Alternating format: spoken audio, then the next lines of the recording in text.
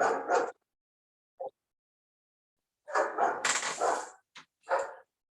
guys, good morning. From last 2 sessions, we have started what?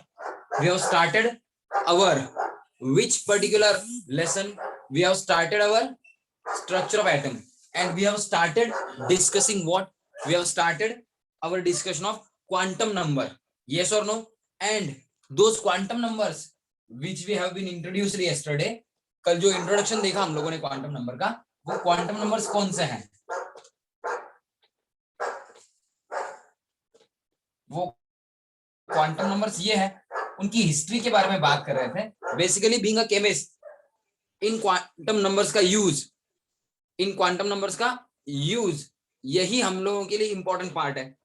लेकिन थोड़ी सी history पता होनी चाहिए कि ये क्वांटम नंबर्स आए कहां से. बेसिकली थोड़ी सी मैथमेटिकल ट्रीटमेंट में आपको नहीं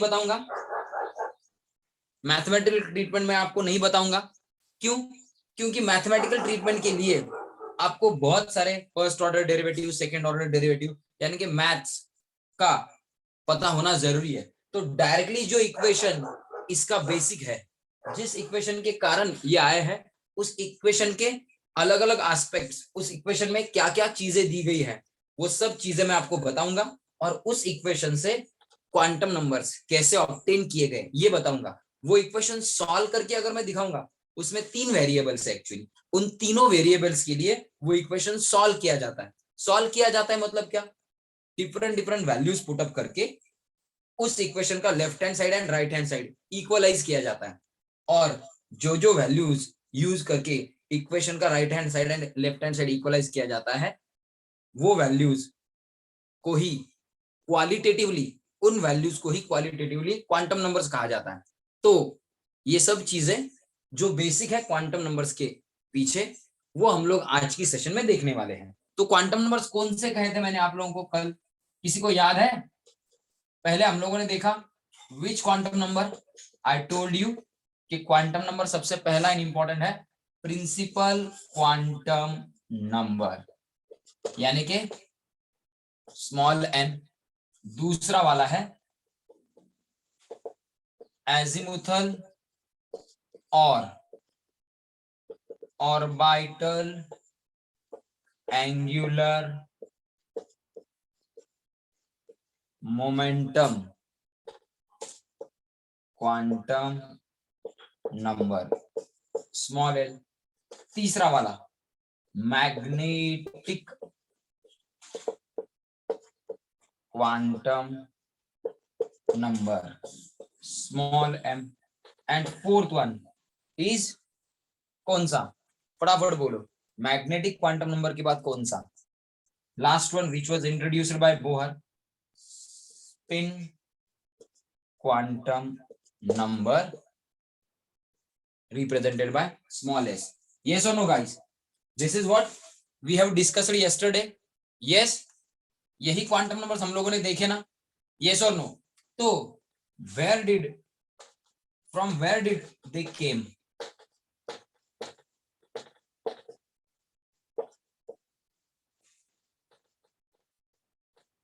कहां से आया ये सब क्वांटम नंबर्स का जत्था? कहां से आया भाई? कहां से आया ये क्वांटम नंबर्स? किसी को याद है कहां से आए? कोई बताएगा कहां से आए? मैंने कल बोला था, याद हो तो बता दो. कहां से आए रे ऑल दिस क्वांटम नंबर? हाँ, जोर से बोलो. Schrodinger's wave equation. यस, कहां से आए? Thank you Shivtej, thank you. ठीक है, शिवतेज ने एक मैसेज डाला है इसलिए. तो फ्रॉम वेयर डिड दे केम? ये आए हैं फ्रॉम Schrodinger's वेव इक्वेशन. और मैंने क्या कहा? ये 21st सेंचुरी का एंड 20th सेंचुरी का, and right now also this is the most celebrated equation. क्यों? क्लासिकल मैकेनिक्स जब आप पढ़ते हो, क्लासिकल फिजिक्स जब आप पढ़ते हो, तो क्लासिकल फिजिक्स पढ़ते वक्त you use Newton's laws. Yes और no? You use Newton's laws. Yes और नो? Am I correct? आप लोग न्यूटन्स लॉ पढ़ के ही, न्यूटन्स लॉज ऑफ मोशन पढ़ के ही आप क्लासिकल फिजिक्स पढ़ते हुए बड़े हुए हो ना? Do you know Newton's laws of motions? Yes और no? Yes, have you sir. Heard about at least those things? सुना है कि नहीं? Yes, Yes, sir. sir. तो न्यूटन्स लॉ जो है ना, न्यूटन्स लॉज बड़े यानी कि मैक्रोस्कोपिक पार्टिकल्स, मैक्रोस्कोपिक ऑब्जेक्ट, बड़े बड़े ऑब्जेक्ट जिनका मास भी बहुत ज्यादा है, ऐसे ऑब्जेक्ट्स के लिए यूजफुल है। उनकी मोशंस, उनकी प्रॉपर्टीज प्रेडिक्ट करने के लिए यूजफुल है। लेकिन जब आप एटॉमिक लेवल पे चले जाते हो, जब मास भी बहुत छोटा हो जाता है एंड ऑब्जेक्ट यानी कि पार्टिकल का साइज भी बहुत छोटा हो जाता है, तो क्लासिकल मैकेनिक्स यानी फिजिक्स के, क्लासिकल फिजिक्स के लॉज या न्यूटन्स के लॉज बहुत सारी प्रॉपर्टीज नहीं बता पाते। इसीलिए इसीलिए तब जाके जो पार्टिकल बहुत छोटे हो गए हैं, जिनका साइज भी बहुत स्मॉल है, मास भी बहुत स्मॉल है, वो जनरली वेव लाइक बिहेवियर भी दिखाते हैं। They do behave like wave also. उनको तो मास है यानी कि उनका पार्टिकल नेचर तो है ही, लेकिन apart from particle nature they do show wave nature. तो उनकी कैरेक्टरिस्टिक, उनकी प्रॉपर्टीज बताने का काम वेव मैकेनिक्स करता है या क्वांटम मैकेनिक्स करता है। क्या करता है? कौन सा ब्रांच करता है? क्वांटम मैकेनिक्स या वेव मैकेनिक्स। ऐसे छोटे छोटे particle, proton, electron, neutrons, atoms, इनके पार्टिकल, इन पार्टिकल्स के प्रॉपर्टीज के बारे में इंफॉर्मेशन देता है। तो स्क्रॉडिंजर वेव इक्वेशन ही मोस्ट बेसिक थिंग है। क्वांटम मैकेनिक्स इज फिजिक्स की मोस्ट डेवलप्ड या मोस्ट हॉट ब्रांच के पीछे। तो क्वांटम मैकेनिक्स जब आप पढ़ना चाहोगे तो क्वांटम मैकेनिक्स फिजिकल केमिस्ट्री की ब्रांच भी कह सकते हो या फिजिक्स की ब्रांच भी कह सकते हो। वो पढ़ने के लिए आपको मैथ्स आना जरूरी है। लेकिन हम लोगों को ये क्वांटम नंबर्स क्वालिटेटिवली समझने हैं, उनके मतलब एंड उनकी सिंपल सिंपल वैल्यूज के साथ ही हम लोगों का रिलेशन है। Because all what we want to know about quantum numbers is, and इनका हम लोगों को इंफॉर्मेशन क्यों चाहिए, why we do need quantum numbers. Quantum number से हम लोगों को इलेक्ट्रॉन की प्रोबेबल पोजीशन एंड एनर्जी के बारे में पता चलने वाला है। यस और नो? इसलिए हम लोग क्वांटम नंबर पढ़ रहे हैं। अगर इलेक्ट्रॉन की पोजीशन एंड एनर्जी पता चल गई तो हम लोगों का काम सॉल्व कैसे होने वाला है? We can and we will be able to write electronic configuration. हम लोग इलेक्ट्रॉनिक कॉन्फ़िगरेशन लिख सकेंगे। क्यों? पोजीशन एंड एनर्जी पता होने के बाद शेल, सब शेल्स, ऑर्बिटल्स में इलेक्ट्रॉन कैसे डिस्ट्रीब्यूटेड है, कितने बाहर इलेक्ट्रॉन है, ये कितने अंदर इलेक्ट्रॉन है, ये हम लोग लिख सकेंगे। यस और नो? तो इसका यूज हमारे लिए क्या है? हमारे लिए इसका यूज ये है कि हम लोग क्या लिख सके, इनका यूज करके हम लोग इलेक्ट्रॉनिक कॉन्फ़िगरेशन लिख सके, यानी कि position and energy of electron के बारे में एग्जैक्टली बता सके। वही हमारा मोटिव है। तो स्क्रॉडिंजर वेव इक्वेशन डिटेल में नहीं पढ़ना, लेकिन स्क्रॉडिंजर वेव इक्वेशन थोड़ा तो हम लोगों को पढ़ना पड़ेगा। तो मैंने कल डेल स्क्वायर यूज किया था। वो डेल स्क्वायर कॉमन होता है। एक्चुअल डेल स्क्वायर का मतलब ये होता है, मैंने कल आपको एक ये दिया था। डेल स्क्वायर का मतलब क्या होता है? D by d x square plus d by d y square plus delta by delta z square. इन सबका कॉम्बिनेशन यानी कि डेल स्क्वायर होता है। तो कल की इक्वेशन में हम लोग डेल स्क्वायर, जो हर एक के न्यूमरेटर पे डेल स्क्वायर लिया था, वो नहीं लेंगे। डेल स्क्वायर की जगह पे ये डेल्टा के फॉर्म में, डेल स्क्वायर की जगह पे ये डेल्टा के फॉर्म में हम लोग क्या करेंगे? डेल्टा के फॉर्म में हम लोग आज वो स्क्रॉडिंजर वेव इक्वेशन लिखेंगे। एंड फिर मैं थोड़ा सा स्क्रॉडिंजर वेव इक्वेशन के बारे में बताता हूँ। ये याद रखना जरूरी नहीं है, लेकिन जो सुन रहे हो उतना ही याद रखा तो भी चलेगा हम लोगों को बीइंग अ केमिस्ट। लेकिन ये बताना जरूरी क्यों है? थोड़ी सी हिस्ट्री पता होनी चाहिए। डायरेक्ट क्वांटम नंबर भी मैं स्टार्ट कर सकता था, डायरेक्ट मैं क्वांटम नंबर स्टार्ट करता तो भी आपको पता नहीं चलता। जनरली कुछ क्वेश्चंस आपके माइंड में आते, लेकिन तो भी आपको पता नहीं चलता। ये मैं सिखाता नहीं आपको कि क्वांटम नंबर्स कहाँ से आए हैं, ये क्वांटम नंबर्स कहाँ से आए, ये सिखाता नहीं। ये स्क्रॉडिंजर वेव इक्वेशन सिखाता नहीं, तो भी काम चल जाता। लेकिन आपको पता चले कि ये कहाँ से आए हैं, एटलीस्ट आपको इसका आइडिया आ जाए, इसलिए मैं बता रहा हूं। सो डोंट गेट पैनिक, सिर्फ देखो, क्योंकि ये सिंबल्स आप लोगों ने अभी तक मैथ्स में देखे नहीं है। ठीक है, तो देखो, जरा ध्यान से देखो।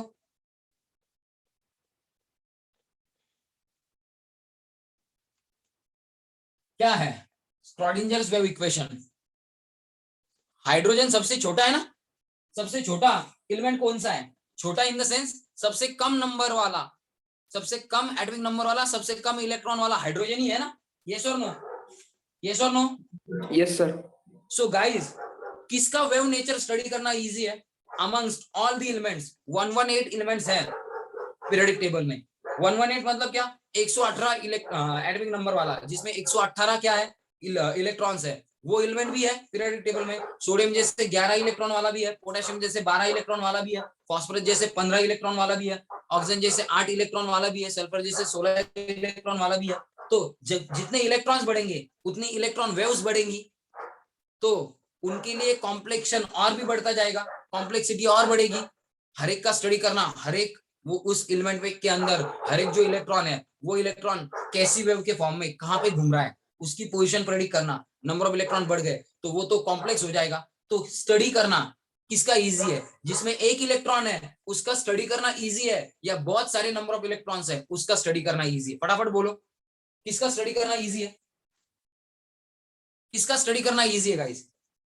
एक इलेक्ट्रॉन वाले का स्टडी करना इजी है या नंबर ऑफ इलेक्ट्रॉन वाले का स्टडी करना एक इजी? इलेक्ट्रॉन वाले का। हाँ, तो स्क्रॉडिंजर ने वही किया। 3 डायमेंशनल स्पेस में एटम के अराउंड जो 3 डायमेंशनल स्पेस है, एटम के अराउंड जो 3 डायमेंशनल स्पेस है, उसमें इलेक्ट्रॉन, अकेला इलेक्ट्रॉन किसका, हाइड्रोजन का, कैसे वेव के फॉर्म में घूम रहा है उसकी प्रॉपर्टीज बताने के लिए स्क्रॉडिंजर ने अपना वेव इक्वेशन सबसे पहले हाइड्रोजन को अप्लाई किया। किसको अप्लाई किया? हाइड्रोजन को। तो जो स्क्रॉडिंजर्स वेव इक्वेशन हम लोग देखने वाले हैं,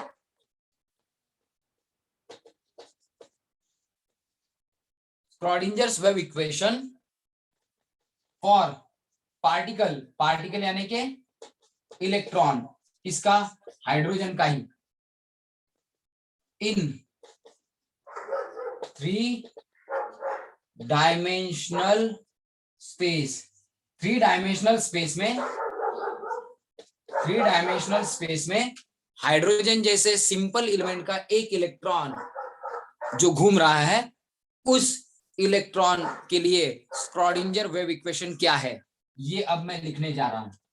कौन सा इक्वेशन? स्क्रॉडिंजर्स wave equation. किसके लिए? पार्टिकल यानी कि इलेक्ट्रॉन के लिए। किसके इलेक्ट्रॉन के लिए? हाइड्रोजन जैसे सिंपल एलिमेंट के इलेक्ट्रॉन के लिए, जो 3 डायमेंशनल स्पेस में अपने एटम, अपने न्यूक्लियस के अराउंड जो इलेक्ट्रॉन हाइड्रोजन का 3 डायमेंशनल स्पेस में घूम रहा है, उस इलेक्ट्रॉन के लिए स्क्रॉडिंजर वेव इक्वेशन में लिखने जा रहा हूं। तो देखो क्या है वो इक्वेशन, पार्टिकल मूविंग इन लिखता हूं, चलो, मूविंग इन 3 डायमेंशनल स्पेस, उसके लिए मैं लिख रहा हूं।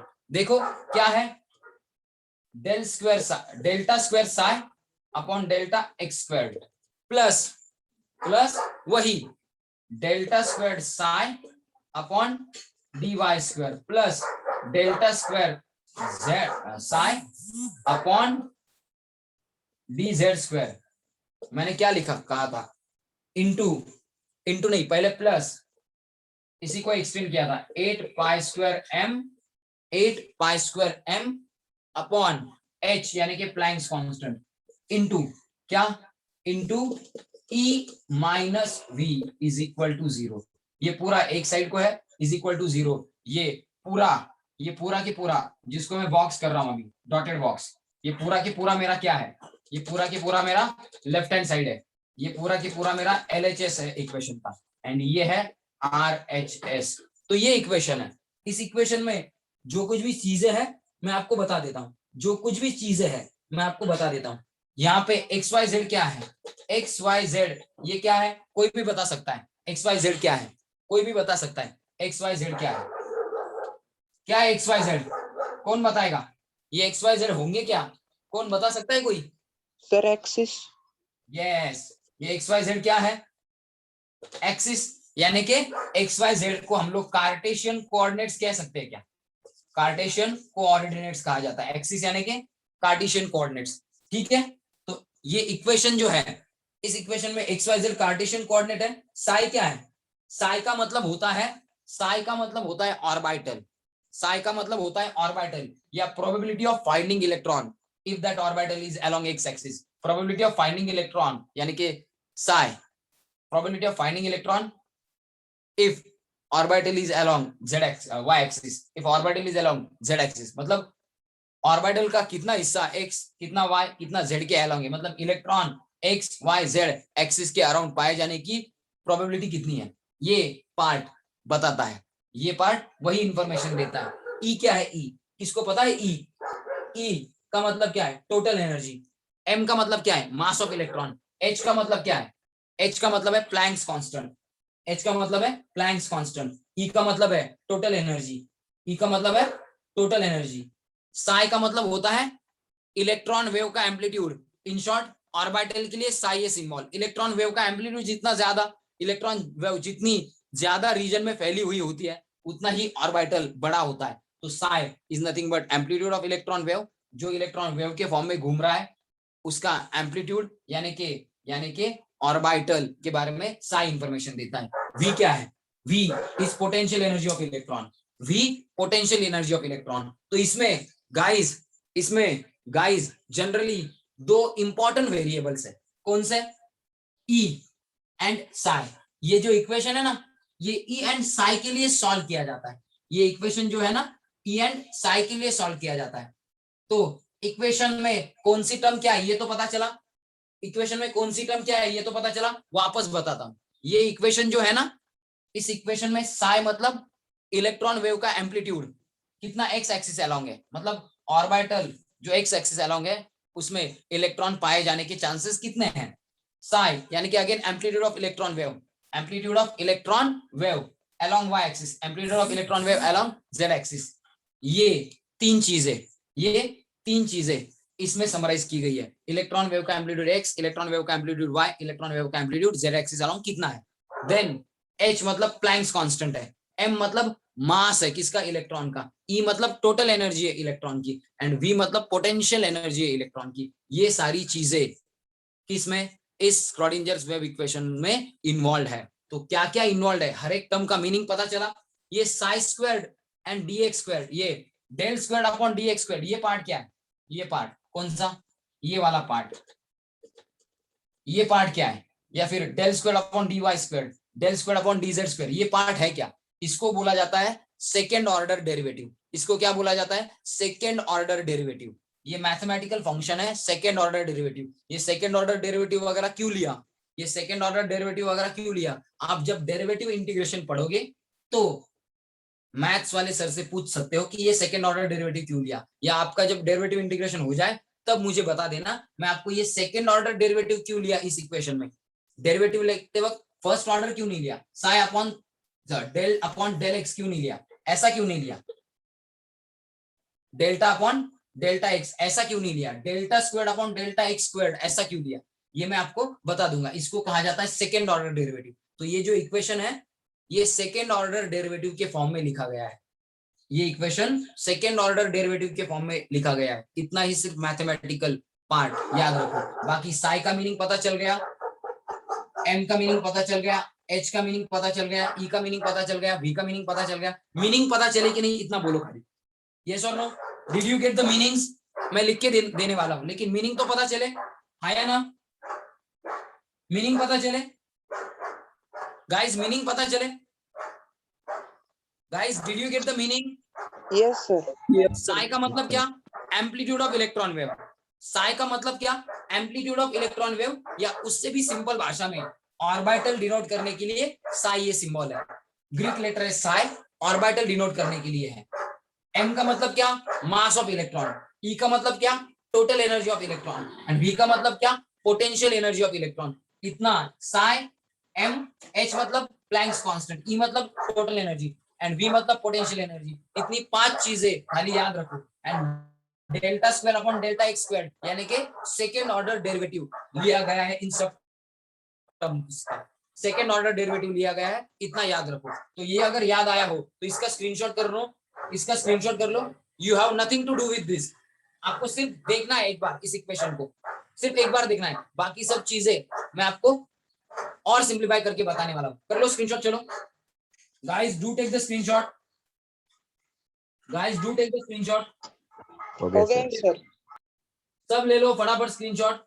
वैभवी है, तनय, करण, स्वस्तिक, श्रेयस, शिवतेज, शामवी, सानिका, ओम, Okay, sir. कुशल, कौस्तुभ, ओके हर्ष, सर। गौरव, दिशा, आदित्य, आर्य, अथर्व। कुछ तो समझ में आया ना? कुछ तो Yes, sir. एटलीस्ट टर्म्स का मीनिंग समझ में आया ना? टर्म्स का मीनिंग, सिंबल्स का मीनिंग समझ में आया ना? उतना ही काफी है आपके लिए। बीइंग अ केमिस्ट सिर्फ टर्म्स का मीनिंग समझ में आना भी इंपॉर्टेंट है। हो गया। तो अब देखो इसके आगे का पार्ट ज्यादा इंपॉर्टेंट है, ये पार्ट मैं रब कर देता हूं, ये पार्ट मैं रब कर देता हूं गाइस।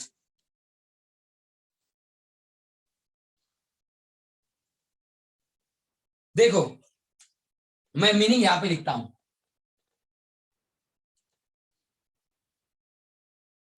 वेयर की जगह ऐसे लिखता हूं, इन this equation psi is amplitude of electron wave.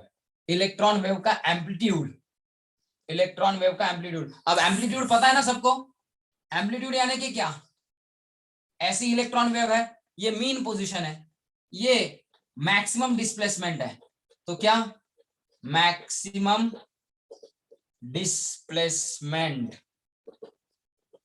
From mean position is क्या होता है, एम्पलीट्यूड। मैक्सिमम डिस्प्लेसमेंट वेव की कितनी हुई, मैक्सिमम डिस्प्लेसमेंट वेव की कितनी हुई फ्रॉम मीन पोजीशन, उसको कहा जाता है एम्पलीट्यूड। आप एम्पलीट्यूड अपवर्ड या डाउनवर्ड किसी भी डायरेक्शन में मेजर कर सकते हो। यहाँ पे अनसिमेट्रिकल आ गया, लेकिन जनरली वेव जितनी ऊपर जाएगी उतनी ही नीचे आएगी। सो एम्पलीट्यूड आप लोग अपवर्ड डायरेक्शन में मेजर करो या डाउनवर्ड डायरेक्शन में मेजर करो, एम्पलीट्यूड सेम ही आता है। ठीक है, तो साई यानी कि amplitude of electron wave, Sai यानी कि amplitude of electron wave, Sai यानी कि एम्पलीट्यूड ऑफ इलेक्ट्रॉन वेव। समझ में आया, साई यानी कि क्या, एम्पलीट्यूड ऑफ इलेक्ट्रॉन वेव। या फिर इन सिंपलेस्ट वे क्या, psi is nothing but orbital, यानी कि 3 डायमेंशनल रीजन वेयर प्रोबेबिलिटी, ऐसा लिखता हूं, यहाँ पे खिचड़ी हो जाएगा। ऑर्बिटल यानी कि क्या, 3 dimensional region where probability of finding electron is max, जहां पे इलेक्ट्रॉन होने के चांसेस सबसे ज्यादा है। ऐसे 3 डायमेंशनल रीजन को, एटम के अंदर ऐसे 3 डायमेंशनल रीजन्स बहुत सारे होंगे, उन सारे रीजन्स को क्या कहा जाता है, orbital. And orbital mathematically psi इस मैथमेटिकल फंक्शन से या इस ग्रीक लेटर से डिनोट किया गया स्क्रॉडिंजर्स वेव इक्वेशन में। तो स्क्रॉडिंजर वेव इक्वेशन में psi यानी कि क्या, ऐसा 3D रीजन जहां पे इलेक्ट्रॉन होने के चांसेस मैक्सिमम है, यानी कि ऑर्बिटल। समझ में आया, psi का मीनिंग समझ में आया guys, did you gate psi, psi का मीनिंग समझ में आया ना। m का मतलब मास ऑफ इलेक्ट्रॉन, h का मतलब प्लैंक्स कांस्टेंट, इसकी वैल्यू कांस्टेंट है वो बता दूंगा। देन E मतलब टोटल एनर्जी एंड V मतलब पोटेंशियल एनर्जी। किसकी, ये इलेक्ट्रॉन की, ये भी इलेक्ट्रॉन की। समझ में आया, सब टर्म्स का मतलब समझ में आया, सब टर्म्स का मतलब समझ में आया ना, फटाफट। psi का मतलब समझ में आया, m का मतलब समझ में आया, h का मतलब समझ में आया, e का मतलब समझ में आया, v का मतलब समझ में आया ना, फटाफट फटाफट। समझ में आया कि नहीं, एटलीस्ट मीनिंग पता चला कि नहीं, किसको क्या कहते हैं इतना पता चला कि नहीं, फटाफट। ठीक है, किसको क्या कहते हैं ये पता चला ना सबको। चलो स्क्रीनशॉट करो, इस पार्ट का और इस पार्ट का साथ में स्क्रीनशॉट करो। ये पार्ट पहले लिखो बुक में, ये पार्ट बाद में लिखो। ये पार्ट पहले लिखो बुक में नोट्स बनाते वक्त, ये पार्ट बाद में लिखो। चलो कर लो स्क्रीनशॉट। फिर अब अपने क्वांटम नंबर्स की बारी आ रही है, फिर अब अपने क्वांटम नंबर्स की बारी आ रही है, फटाफट। Done sir.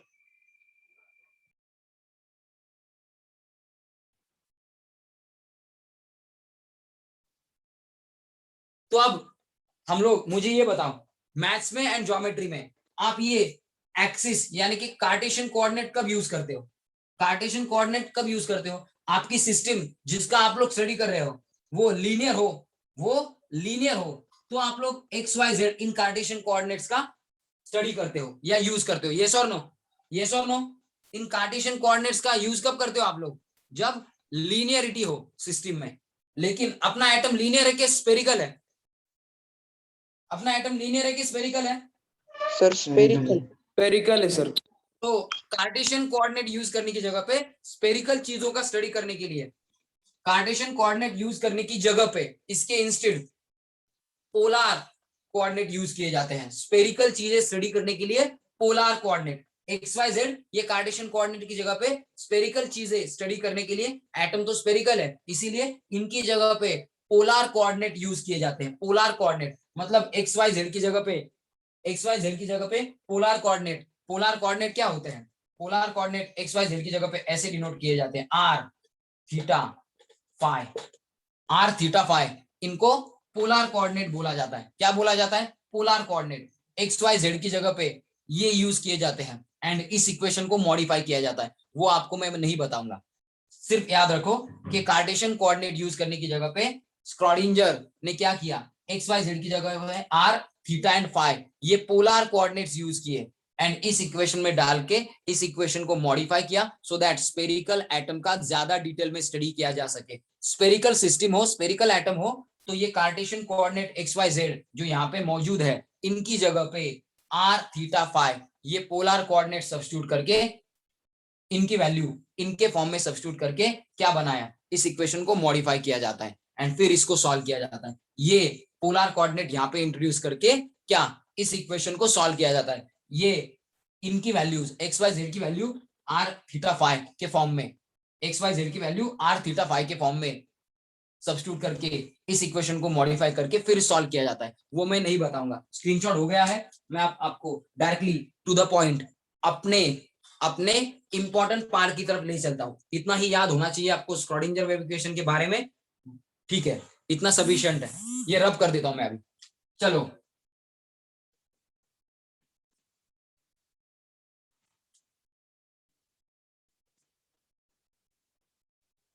मैथ्स कितना हुआ है आप लोगों का? मैथ्स कोऑर्डिनेट ज्योमेट्री वगैरह हुआ क्या? कोऑर्डिनेट ज्योमेट्री वगैरह हुआ क्या आप लोगों का? कोऑर्डिनेट ज्योमेट्री वगैरह हुआ? कोऑर्डिनेट ज्योमेट्री हुआ क्या आपका? या फिर स्ट्रेट लाइन वगैरह पे ही आड़े हो? No sir. Sir straight line हो गए। हाँ क्या हो गया है? स्ट्रेट लाइन हो गया। स्ट्रेट लाइन हो गया। पेयर ऑफ स्ट्रेट लाइन हो गया क्या? नहीं सर वो चैप्टर हो गया स्ट्रेट लाइन का पूरा। ओके, तो you just know equation of slope of straight line, इतना ही पता है क्या? ये पता है क्या? हाँ सर। हाँ, तो इतना ही पता है आप लोगों को। y is equal to M X plus C, this is the equation of slope of straight line, बराबर ना? ओके, कॉम्प्लेक्स नंबर उसका कोई मतलब नहीं है रे मोहित। हम लोगों को क्या चाहिए? हम लोगों को क्या चाहिए? आप लोगों ने 10th में पढ़ा है क्या? साइन थीटा के डिफरेंट वैल्यूज, कॉस थीटा के डिफरेंट वैल्यूज, ट्रिग्नोमेट्री पढ़ा है क्या? ट्रिग्नोमेट्री हाँ सर। ट्रिग्नोमेट्री पढ़ा है क्या? हाँ बोलो। Yes sir. सो ट्रिग्नोमेट्री अगर पता हो एंड कोऑर्डिनेट ज्योमेट्री अगर पता हो तो मैं आपको एक्सप्लेन कर सकता था थोड़ा और, क्या? स्क्रॉडिंजर वेव इक्वेशन, लेकिन वो कभी बाद में बात करेंगे गाइस, डोंट वरी। तो जो स्क्रॉडिंजर वेव इक्वेशन है वो हमारा स्क्रॉडिंजर वेव इक्वेशन ये है, del square psi upon del X square plus del square psi upon delta Z delta Y square plus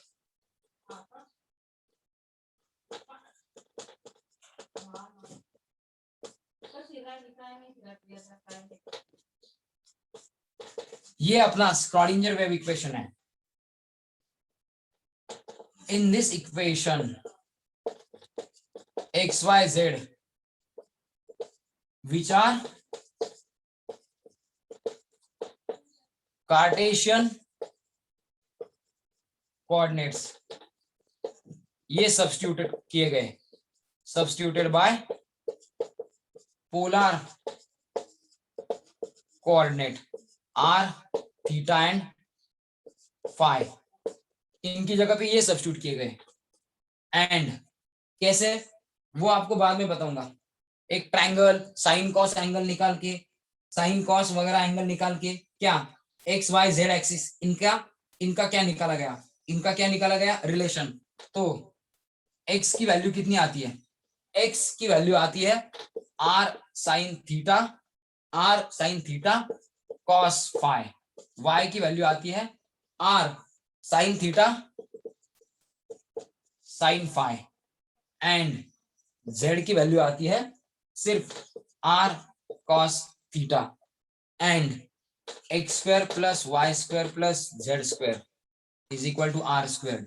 ये वैल्यूज एक्स वाई जेड की थीटा फाई आर के फॉर्म में, एक्स वाई जेड की जो values है theta phi and R के form में, ये वैल्यूज यहाँ पे सब्स्टिट्यूट की जाती है, ये वैल्यूज यहाँ पे सब्स्टिट्यूट की जाती है and then equation is modified and solve, modified and solve किसके लिए, इनकी वैल्यूज यहाँ पे पुटअप करके ये इक्वेशन मॉडिफाई करके सॉल्व किया जाता है for E and psi, E and Sai के लिए सॉल्व किया जाता है, मतलब ई एंड साई की डिफरेंट डिफरेंट वैल्यूज निकाली जाती है, that is different possible values of Sai and E R determined. तो इक्वेशन सॉल्व करने का मोटिव जान लो गाइस, इक्वेशन सॉल्व करने का मोटिव क्या है, इनकी वैल्यू जानना, इनकी वैल्यूज डिटरमाइन करना, इनकी जो वैल्यूज आएंगी उन वैल्यूज को ही क्या नाम दिया गया है, क्वांटम नंबर्स। इनकी जो परमिसिबल या पॉसिबल वैल्यूज आएंगी, इनकी जो परमिसिबल या पॉसिबल वैल्यूज आएंगी, इनकी जो जो वैल्यूज क्या करेगी, इक्वेशन को सेटिस्फाई करेगी, मतलब क्या ई एंड साई की जो वैल्यूज लेके, साई एंड ई की जो वैल्यूज लेके left hand side is equal to right hand side हो सकता है, उन सभी वैल्यूज के सेट को या उन सभी वैल्यूज को क्या कहा जाता है, क्वांटम नंबर्स। तो आगे जो लिखने वाला हूं वो भी इंपॉर्टेंट है थोड़ा सा, सॉल्यूशंस और permissible values of E and psi, E and psi की जो परमिसिबल वैल्यूज आती है are called as eigen values, उन्हें आइजेन वैल्यूज कहा जाता है। क्या कहा जाता है उन वैल्यूज को, आइजेन वैल्यूज कहा जाता है, उन वैल्यूज को कहा जाता है eigen values. And from these quantum numbers are derived, यानी कि क्या, जो पॉसिबल सॉल्यूशंस है, पॉसिबल सॉल्यूशंस मतलब क्या, numerical values psi and E की जो आती है, जिनसे left hand side and right hand side Schrodinger wave equation की मैच हो जाती है, left hand side is equal to right hand side which is zero, ये स्क्रॉडिंजर वेव इक्वेशन सेटिस्फाई हो जाता है। जो जो वैल्यूज साई एंड ई की जो जो वैल्यूज लेके ये इक्वेशन की left hand side and right hand side satisfy हो सकती है, उन सभी permissible values and possible values को आइजेन वैल्यूज कहा जाता है, किसमें, क्वांटम केमिस्ट्री में। एंड ये जो साई एंड ई की परमिसिबल वैल्यूज है, उन्हीं को दूसरी भाषा में क्वांटम नंबर्स कहा जाता है, उन्हीं को हम लोग क्या कहते हैं, क्वांटम नंबर्स। तो इन वैल्यूज में से कुछ वैल्यूज प्रिंसिपल क्वांटम नंबर, इनमें से कुछ वैल्यूज एजिमुथल क्वांटम नंबर, इनमें से कुछ वैल्यूज मैग्नेटिक क्वांटम नंबर, इनमें से कुछ वैल्यूज स्पिन क्वांटम नंबर, ऐसी कंसिडर की जाती है। तो समझ में आया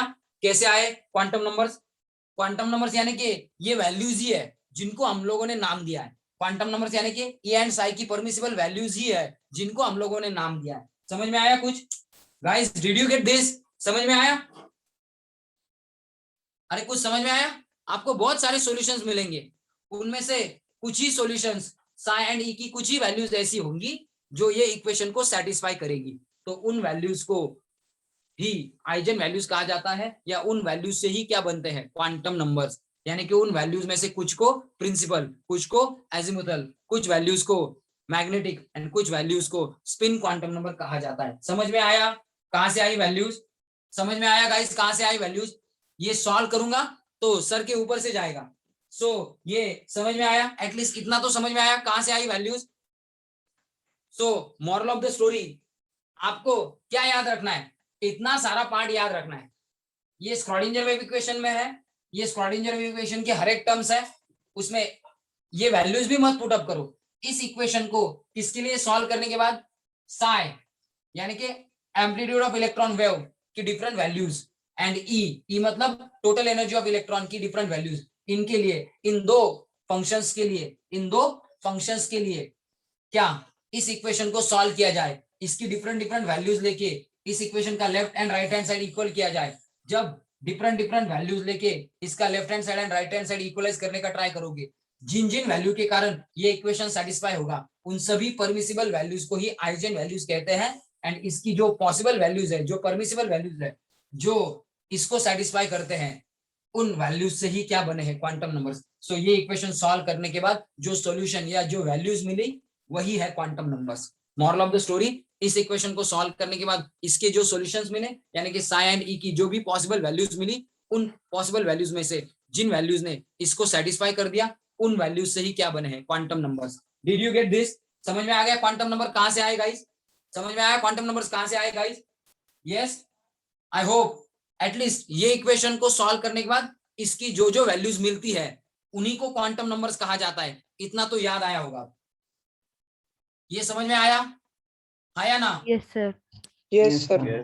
चलो स्क्रीनशॉट करो, इसको मैं हिंदी में लिख के देता हूं आपको, इसको मैं हिंदी में लिख के देता हूं सो दैट आपको मेमोराइज करने में इजी हो जाएगा। You need not to solve this equation, you need not to solve this equation. ये वैल्यूज डाल के इसको मॉडिफाई करके फिर सॉल्व किया जाता है इन दो फंक्शंस के लिए। ये दो फंक्शंस है, ये दो फंक्शंस मतलब क्या, जो इक्वेशन को सेटिस्फाई करेंगे, दो या तीन जो भी इंपॉर्टेंट पार्ट होंगे इक्वेशन में, जिनकी वैल्यूज बदलने से इक्वेशन बदल जाता है, जिसकी वैल्यूज करेक्ट आए बिना इक्वेशन सेटिस्फाई नहीं होता, ऐसे जो पैरामीटर्स है उनको फंक्शन कहा जाता है। तो ये दो फंक्शंस है, इन्हीं की वैल्यूज जो आई जिसके कारण ये इक्वेशन सेटिस्फाई हुआ, उन सभी वैल्यूज से ही क्या आए हैं क्वांटम नंबर्स आए हैं। समझ में आया?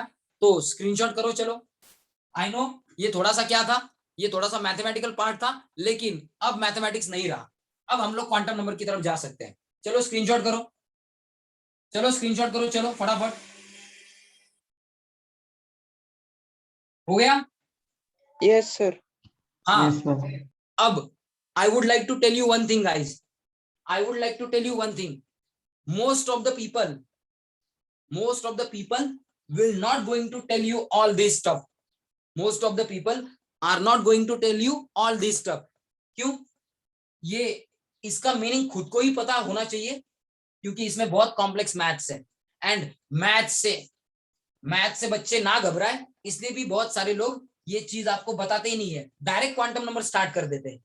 तो उनका एक तरीके से सही भी है, क्योंकि बच्चे मैथ से डर जाते हैं, ये सिंबल तो देखे नहीं है कभी ना, क्या पता है second order derivative, first order derivative पता है, कुछ लोगों को तो Cartesian coordinate and polar coordinate ये चीजें भी कभी सुनी नहीं होंगी। तो उनको बताया कैसे जाए, उनको कन्विंस कैसे किया जाए, ये पता नहीं होता। इसलिए बहुत सारी जगहों पे even in PGs also, in UG undergraduate and PG, जो सेकेंड ईयर में है, थर्ड ईयर में है इंजीनियरिंग के या मेडिकल के, उनको ये पढ़ाना हो, उनको ये बताना हो तो भी नहीं बताते बहुत सारे लोग। Even in BSc MSc BSc में भी हम लोगों को ये चीजें नहीं बताई गई थी। ये चीजें आप लोगों को कब सीखने को मिलेगी?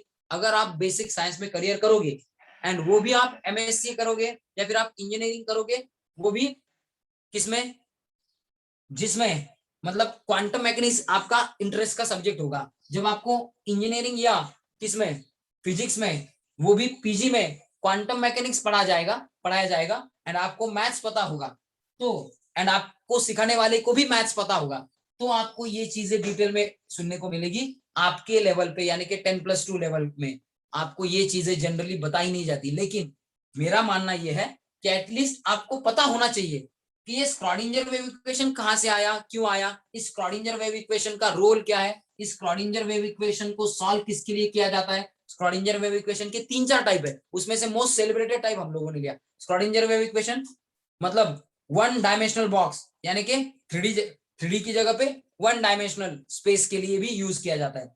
1 डायमेंशनल स्पेस में पार्टिकल हो तो क्या, थ्री डायमेंशनल स्पेस में हो तो क्या, रिजिड रोटेटर के लिए स्क्रॉडिंजर वेव इक्वेशन, ये सब चीजें, यानी कि ये सब फॉर्म्स है स्क्रॉडिंजर वेव इक्वेशन के। इन जनरल 5 फॉर्म्स है, उसमें से मोस्ट इंपॉर्टेंट फॉर्म जो है हम लोगों के लिए, वो हम लोगों ने यूज किया है। तो स्क्रॉडिंजर वेव इक्वेशन जो है वही बेसिक है क्वांटम नंबर का। वो इक्वेशन क्या है, उसके अंदर कौन सी टर्म्स है, ये आपको पता चले, यही मेरा मोटिव था। इसका आपकी एग्जाम से कोई लेना देना नहीं है। No one is going to ask you questions related to Schrodinger wave equation, related to Schrodinger wave equation in your exam. एक क्वेश्चन आएगा साई के बारे में, किसके बारे में, साई के बारे में, एंड इलेक्ट्रॉन डेंसिटी के डिस्ट्रीब्यूशन के बारे में। साई का स्क्वायर्ड करो तो इलेक्ट्रॉन डेंसिटी डिस्ट्रीब्यूशन मिल जाता है, इलेक्ट्रॉन डेंसिटी का डिस्ट्रीब्यूशन मिल जाता है।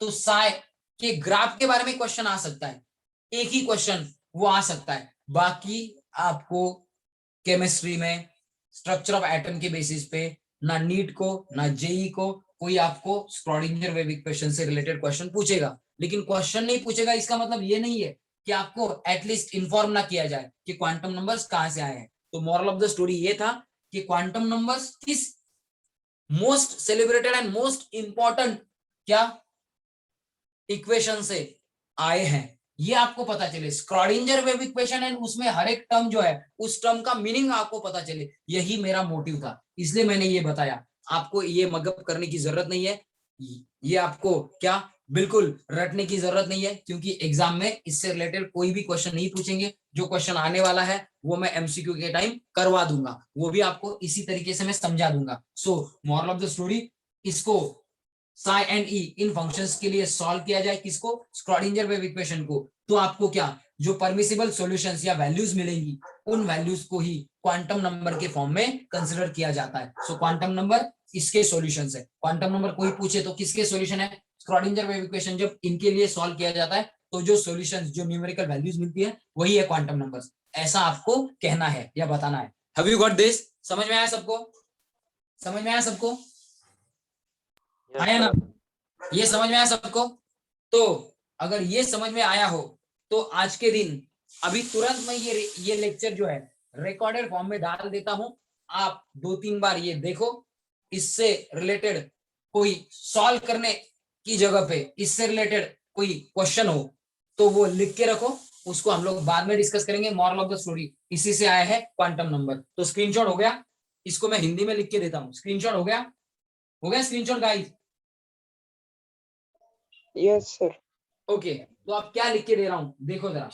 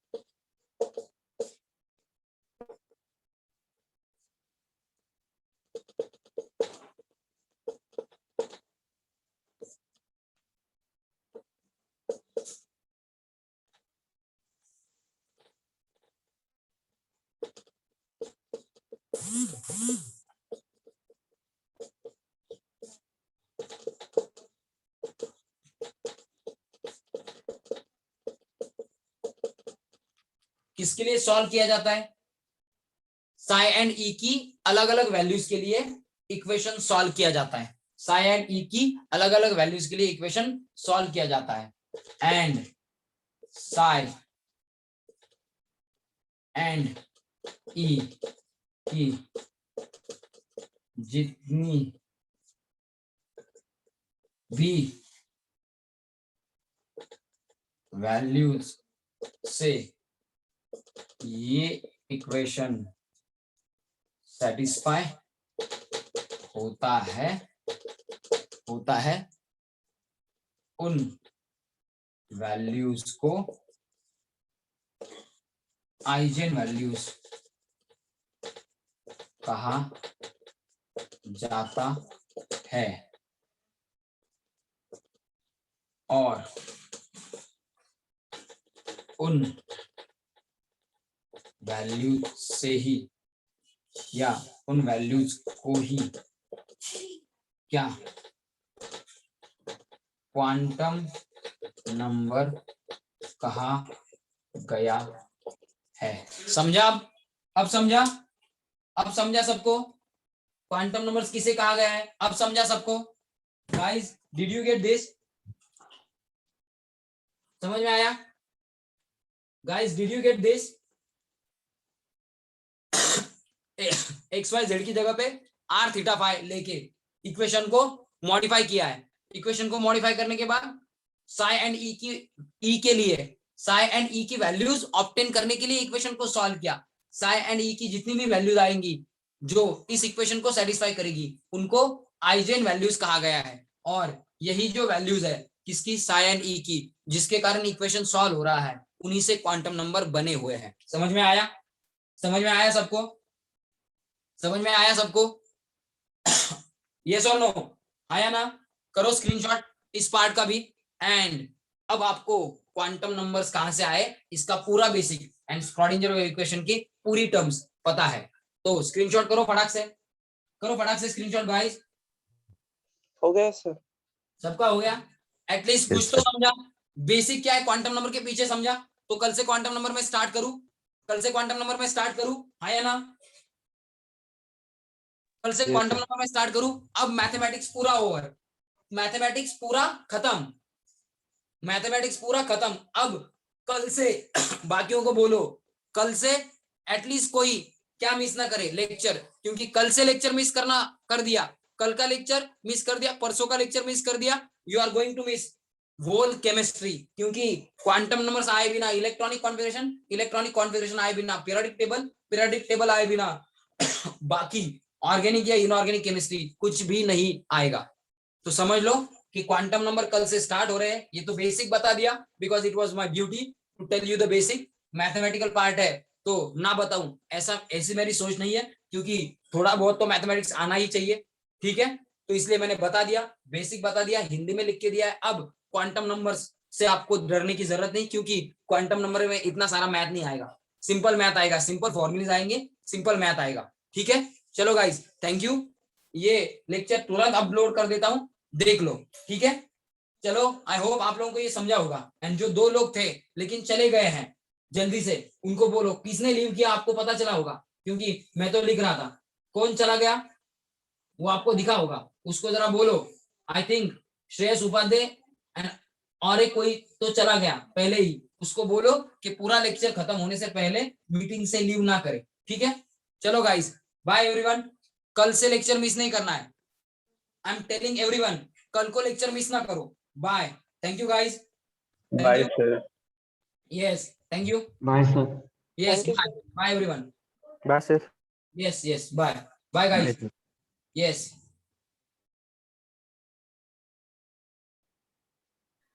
Thank you sir, bye sir.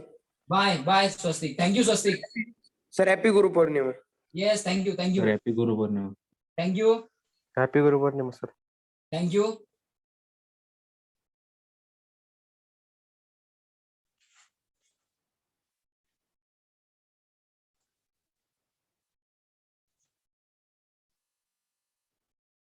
तनय क्यों ज्वाइन किया वापस? तनय स्क्रीनशॉट नहीं हुआ क्या? कर ले तनय स्क्रीनशॉट, चल।